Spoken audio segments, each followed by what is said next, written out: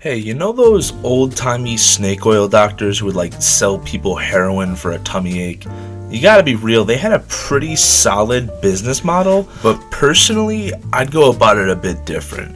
I mean, life back then just sucked so much. If I just told them, hey, drink this to make the pain go away, it'd probably pull in a better profit. Like, hey pal, listen, I know you got problems, tenement housing, bitch wife, 26 illegitimate children. How would you like to be near comatose all the time? But I'm already an alcoholic. Don't you lecture me with your 30-cent haircut, you bum-ass bitch. Here, drink some of this funny-looking purple shit and telegram me in the morning if you can still move. Now get your ass on, I got patients to attend to. That's not what today's video is about. I just needed a segue into talking about getting fucked up off edibles. Now, about this time last year, I started getting back into smoking, and I'm chilling, having fun, but I'm trying to get more into it, like tolerance tests. And my friend Vincenzo was happy to help me with that. Now, Vincenzo is a daily stoner smoker, through and through, and he's just so excited to see his childhood best friend greened out, drooling, incoherent for the first time, I haven't smoked once for 2.5 years, and I'm just trying to get silly with it, you know what I'm saying? So I already smoked once with my boy Clifford about a week before, and that Tuesday I walked over to Vincenzo's house, and we started smoking.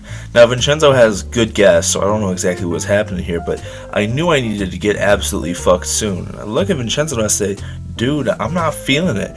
And he looks at me and goes, I got you. And he pulls out a box filled with chocolate chip cookies. But these are no ordinary chocolate chip cookies. These are edibles. Now, at this point in my life, I'd never taken an edible before. So I look at this thing 100 milligrams. I don't even know what that means. And just munch that bit. So we sit on the couch talking about geopolitics or donuts or some shit. And I look at him and open my mouth, and out fall the fateful words. These edibles ain't shit. I knew the consequences of my actions. I knew full well the meaning of my words, and I paid for it about 5 minutes later. Now I'm petting his cat Sadie when all of a sudden, oh no bro, I am fucking glued to the couch. I sit for a while just trying to relax, but I know this dude has school tomorrow and I'm gonna have to leave eventually. It's fucking freaking me out. So I look at Vin and I'm like, dude, I might have made a slight miscalculation. I have to go home now. That was a mistake. I should have stayed. I was a fool. He calls me in an Uber, daps me up, and I part ways with my only hope of survival. The Uber ride was weird. I got in the car and said to the driver, hey man, I'm really high on edibles, please don't talk to me. Which he didn't, and just sitting in the car and not knowing where the fuck I am until I'm on my block, and then it hit me and I'm like, oh shit, I gotta move my legs somehow. So I throw myself out of the Uber, march to the door, throw it open, stumble past security, crawl up the stairs, run to my door, walk inside my apartment, open a pudding cup, demolish it without any spoon, walk to my room, fall into bed, and just roll with it.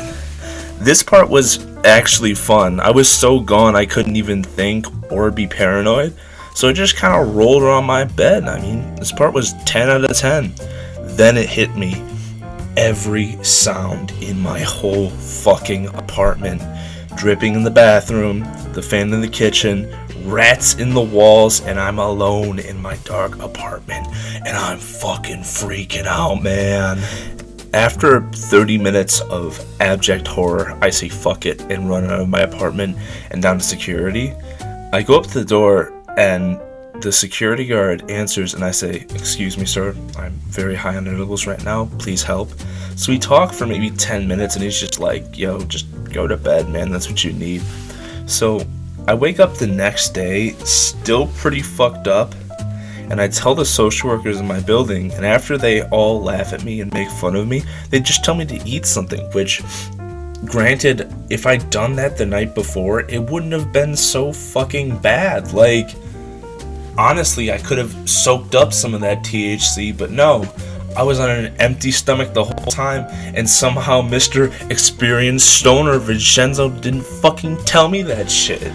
So, yeah, I go upstairs, open my fridge, open my freezer, make a decision that I do not want to be high anymore, and I consume 2 Jamaican beef patties, 5 chicken tenders, a big ass bowl of Cocoa Pebbles, 2 packs of ramen, and I don't know if, I'm pretty sure there was a box of mac and cheese involved there somewhere. I was still high for 2 whole days, and my dad stopped by that night to drop some shit off, and I had to pretend that my brain is not currently being piloted by Joe Rogan and a litter of stray kittens, and that was really fucking hard because I've never had to do that before. But yeah, pretty bad experience. Really just way too high for this planet. But I actually OD'd on edibles probably like 2 weeks ago. Yeah, last weekend. And, you know, it was kind of fucked up and also fun in its own respect, but that's a future video for another time, you know. But yeah, anyways, that's it for me. Check out my SoundCloud at Sasquatch. There's a $ on the S. Link is in the description. Yo, I'll catch y'all later. Bye.